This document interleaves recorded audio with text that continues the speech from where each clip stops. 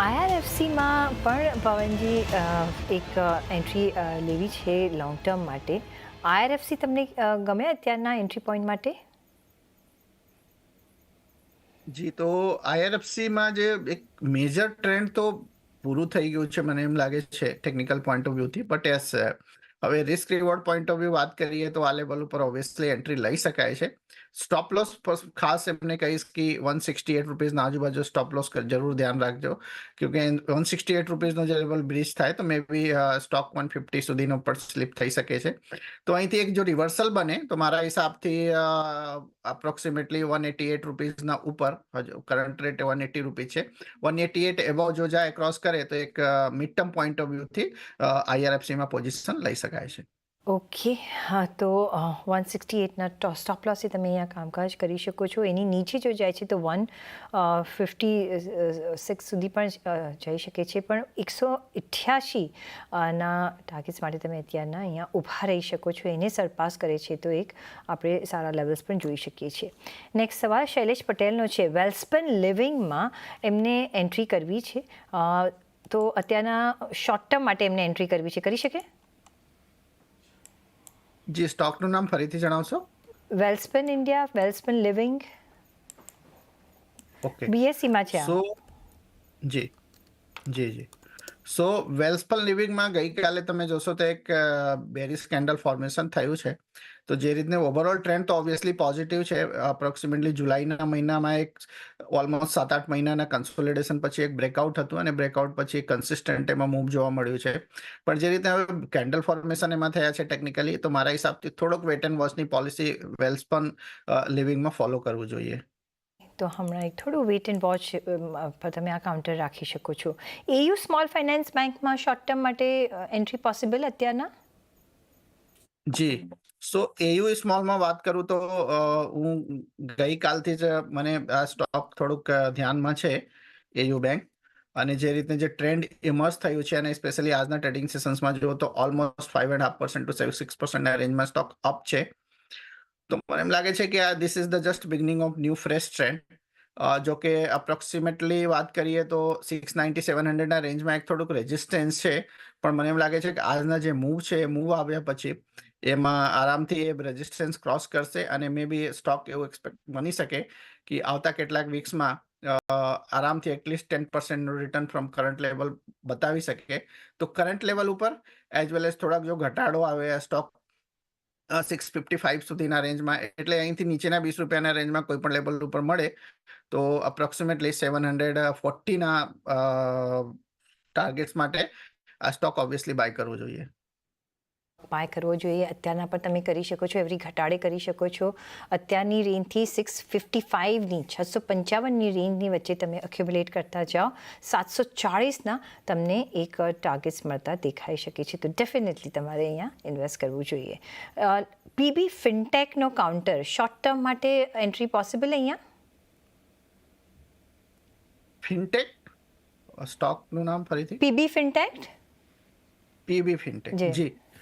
સો policy બજારમાં વાત કરીએ તો સૌથી પહેલા તો એક ડિસ્ક્લેમર છે, અમે લોકો હોલ્ડ કરી રહ્યા હતા આ સ્ટોક ઘણા ટાઈમથી, પણ હવે અમે લોકો પ્રોફિટ બુક કરી લીધા છે. જો કે we are still waiting for fresh entry in Policybazaar. Overall trend અને સેન્ટિમેન્ટ પોઝિટિવ છે. થોડુંક જો સ્ટોકમાં કુલ ઓફ થાય તો we are looking to add it again. તો ઓબ્વિયસલી જે ટ્રેન્ડ છે, સેન્ટિમેન્ટ છે અને સેક્ટર છે એ ફ્લેવરમાં છે. તો બાય ઓન ડિપની સ્ટ્રેટેજી ફોલો કરીને પોલિસી બજારમાં એન્ટ્રી લઈ શકાય છે. ઓકે, તો બાય ઓન ડિપની સ્ટ્રેટેજીથી અહીંયા તમે ખરીદી કરી શકો છો પોલિસી બજારમાં. નેક્સ્ટ નીતિન પટેલનો સવાલ છે. એલએનટીમાં ફ્રેશ એન્ટ્રી એમને કરવી છે શોર્ટ ટાઈમ માટે, કરી શકે?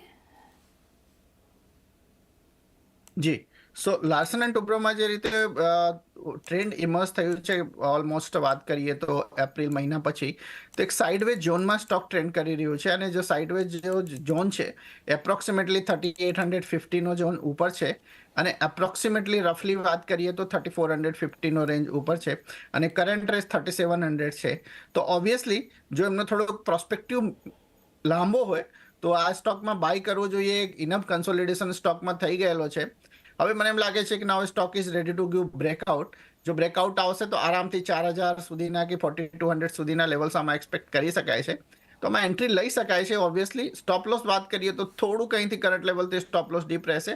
એપ્રોક્સિમેટલી 3400ના રેન્જમાં સ્ટોપ લોસ રહેશે. ઓકે, તો 3400ના સ્ટોપ લોસ સાથે 42,4200ના લેવલ્સ માટે તમે અહીંયા એલએનટીમાં કામકાજ કરી શકો છો.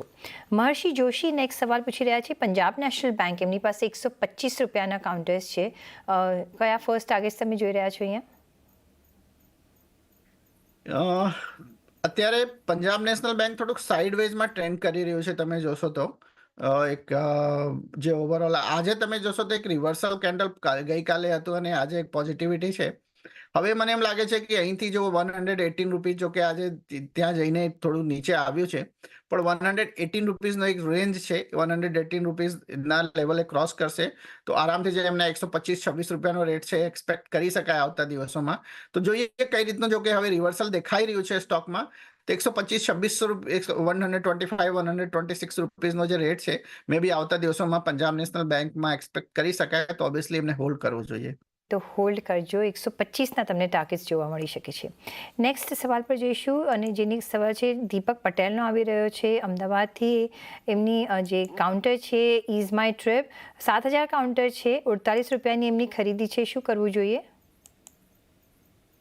Is My Trip. So Ease My ટ્રીપમાં વાત કરીએ તો તમે જોશો તો કન્સિસ્ટન્ટલી ડાઉન ટ્રેન્ડિંગ સ્ટોક છે. જો કે એવું કહી શકાય કે નવ લોંગ ટર્મ બોટમના નજીકમાં છે. આ સ્ટોકમાં એક કહી શકાય કે જે 37, 36, 37 રૂપીઝ, 38 રૂપીઝનો જે રેન્જ છે એ સ્ટ્રોંગ બોટમ એરિયા છે. તો રિસ્ક રિવોર્ડ પોઈન્ટ ઓફ વ્યૂથી વાત કરીએ તો અહીંથી એક સારું એવું બને છે. રિસ્ક થોડુંક ઓછું દેખાય છે, બટ એ સ્ટોક ડાઉન ટ્રેન્ડમાં છે, એમાં કંઈ ડાઉટ નથી. સ્ટોકમાં ક્યારે રિવર્સલ આવશે અને કઈ રીતે બનશે, કઈ રીતે ન્યૂઝ આવશે, થોડુંક એવું ડિફિકલ્ટ છે અત્યારે ટ્રેન્ડ નેગેટિવ છે. પણ ઓબ્વિયસલી જો કોઈનો બોટમ ફિશિંગની સ્ટ્રેટેજી હોય સ્ટોકમાં તો ઓબ્વિયસલી એપ્રોક્સિમેટલી 37 રૂપીઝના રેન્જમાં સ્ટોપ લોસ રાખીને બોટમ ફિશિંગ કરી શકાય. પણ થોડુંક રિસ્કી છે. જ્યાં સુધી બ્રેકઆઉટ નહીં આવે તો બાય કરવું હોય તો પણ લિમિટેડ ક્વોન્ટિટીમાં બાય કરવું જોઈએ. બોટમ ફિશિંગ તમે કરો છો અને તમે જ્યારે કરી શકો છો, પણ બાય કરવું હોય તો એક લિમિટેડ ક્વોન્ટિટીમાં તમે બાય કરજો. પણ પવનજી, આમની દીપકભાઈ પાસે ઓલરેડી 48 રૂપિયાના કાઉન્ટર છે, તો અત્યારના કોઈ એવરેજની પોસિબિલિટી ખરી કે નહીં કરવું જોઈએ? હું તો કોઈ પણ સ્ટોક જે ફોલિંગ રેન્જમાં હોય કે કન્સિસ્ટન્ટ ડાઉન ટ્રેન્ડમાં હોય ક્યારે એવરેજ આઉટ કરવા માટે તો એડવાઇસ નથી કરતો. તો મારા હિસાબથી જે તમારા રિસ્ક છે એટલા જ રિસ્ક ઉભા રહેવા દો. ફરીથી રિસ્કને એક્સટેન્ડ ના કરો. અને એટલીસ્ટ ઇન માય ઓપિનિયન ત્યાં આ પર્ટિક્યુલર સ્ટોકમાં એન્ટ્રી લેવા કરતાં જ્યાં સ્ટોકમાં મુવમેન્ટ સારું છે ત્યાં ફોકસ કરવો જોઈએ instead of averaging. At least in my opinion averaging is not a good idea in stock market. કે તો એવરેજ તો નહીં જ કરવું જોઈએ. જી, એવરેજ તો નહીં જ કરવું જોઈએ. દીપકભાઈ, તમારી પાસે આ કાઉન્ટર ઘણા વખતથી છે, કારણ કે તમે ઘણી વખત આ સવાલ પૂછો છો એટલે મેં એમને પૂછ્યું, કારણ કે ઘણા વખતથી તમે હોલ્ડ કરી રહ્યા છો, પણ અત્યારના એવરેજ કરવાની તમને સલાહ નથી મળી રહી. એ સાથે